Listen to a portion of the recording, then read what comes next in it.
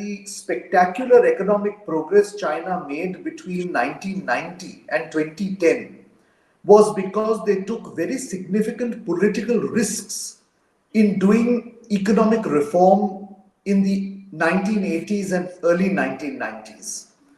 Both Deng Xiaoping and his successors Jiang Zemin and Hu Jintao took these risks of doing the reform despite certain economic challenges that they faced.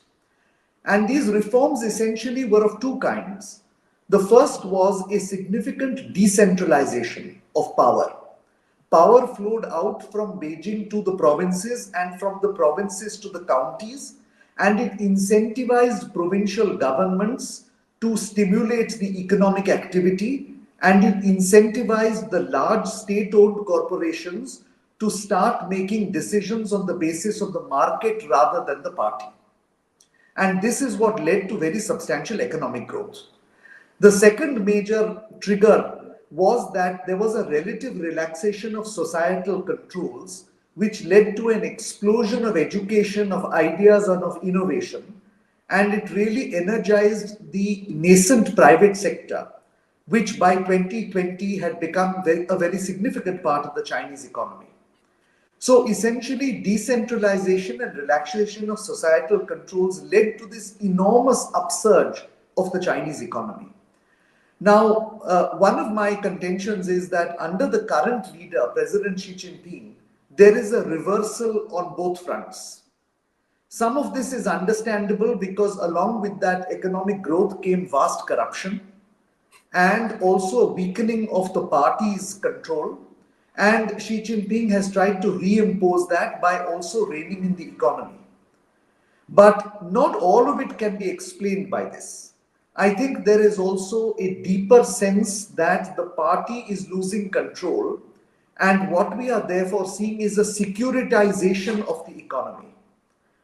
Now, effectively, what this means is decision making in provincial governments and by heads of state-owned enterprises are constrained. They do not want to experiment anymore because it is simpler to, as the Chinese saying goes, lying flat, rather than taking a risk which might land you in prison. The other impact is that when you curtail societal freedoms and you start imposing controls right down to the village and working unit levels, you also curtail entrepreneurship. And businesses as well as individuals are not motivated to produce ideas or to innovate or to implement those ideas. Now, how this will impact on economic growth going forward is still to be seen. But there is no doubt that it is already having an impact. And in a sense, it is a reversal of the reforms that Deng Xiaoping has done. I see. So, one of the things that people say that post-COVID, the Chinese economy has certainly slowed down, and there were, of course, there was a power struggle. Of course, Xi Jinping has managed to hold on, and not only hold on, tighten his grip both over the party and the government. But are there structural problems within the Chinese economy? Because for too long, if you take the example of what happened between 1990s and 2020, the liberalization can be seen by supporters of Xi Jinping as giving too much liberty to private sector, whatever nascent or later developed private sector, and therefore they tighten the controls. But that has resulted in structural problems. What's your view on that? Yeah, so I think one fact is now indisputable. That is the double-digit growth that China enjoyed until 2015 or 16 is over and will never return. It will have to be lower growth, albeit on a base of $18 trillion. But there are three structural problems which are of greater concern. The first is obvious: excess industrial capacity and inventory. From steel to robotics to lithium-ion batteries to solar photovoltaic cells, China is overproducing, and the world cannot absorb what they are producing. Secondly, of course, you have low domestic consumption because the population for 30 years was told that goods had to be exported rather than domestically consumed. And the third problem is a slowdown in infrastructure and a housing market crash. Now, very briefly, to just go into each of these, because all of them have consequences for the economy. One, of course, is overcapacity. Now, overcapacity to some extent can be balanced by additional exports, and that is, of course, happening. But as of now, there is increasingly a global backlash in some of the major countries to what they consider to be dumping of Chinese goods in their markets. And this backlash is surprisingly not just coming from the West. Recently, Turkey, Brazil, Indonesia, and of course India have imposed some form of tariffs on certain Chinese goods, which is going to slow down that export. So, in other words, they can't export their way out of the crisis. Now, the obvious case then is to increase consumption domestically. But the problem with that is, again, you have a structural problem because you are asking them to consume at a time when the economy is slowing and therefore there is falling optimism in the population. You then have the anxiety caused by a demographic collapse. In other Right. words, who is going to look after me when I retire? Because the working population is going to be much smaller and social welfare measures are not in place. And thirdly, savings have been significantly eroded because most Chinese have savings in the housing market. And when the Right. housing prices have crashed, the savings have fallen. So, what is happening, in fact, is that the Chinese are cutting back on spending precisely Mm. at a time when the leadership wants them to spend more. Right. And this is really a major problem for them. The third obvious way in which they earlier used to pump prime the economy was then to spend on infrastructure.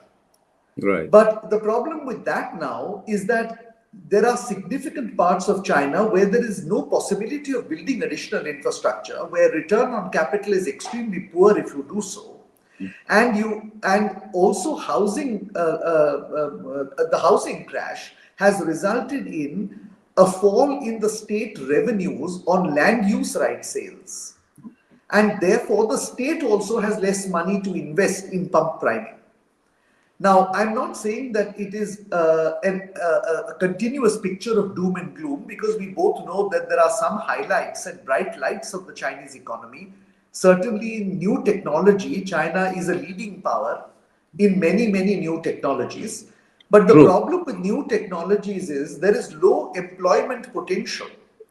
And if you cannot export them because of sanctions or tariffs or because other countries do not want it for security reasons, and there is a trust deficit in the West, then you are not going to generate the sort of GDP that you can generate, which is going to keep that population satisfied economically.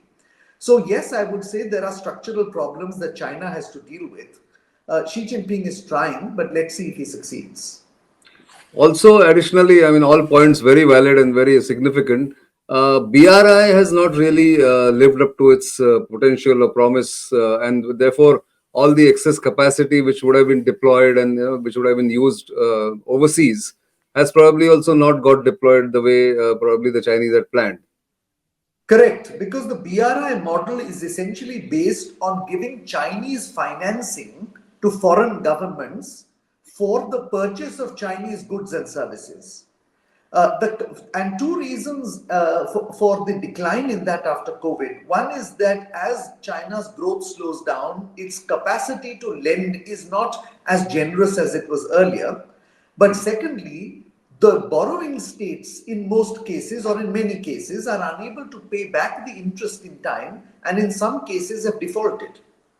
So there is a tendency then by China's policy banks not to lend more money to those defaulting economies, but that in turn means that China cannot sell its goods and services abroad under the Belt and Road Initiative in the way that it could before 2019.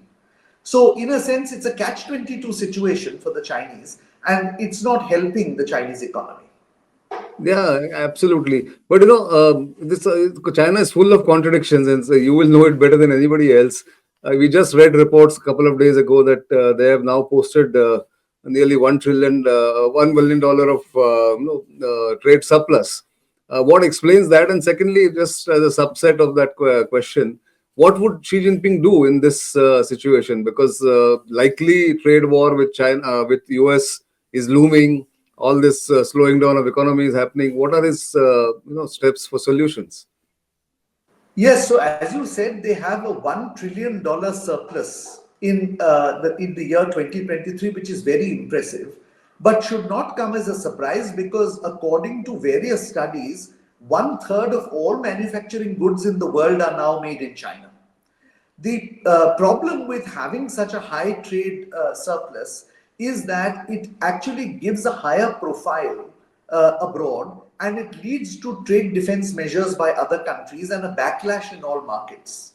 And because Belt and Road Initiative is also not capable of absorbing the excess capacity, what is going to eventually happen is that to sell that excess capacity, China is going to engage in a price war in the international markets. And this is precisely what Donald Trump is out to stop.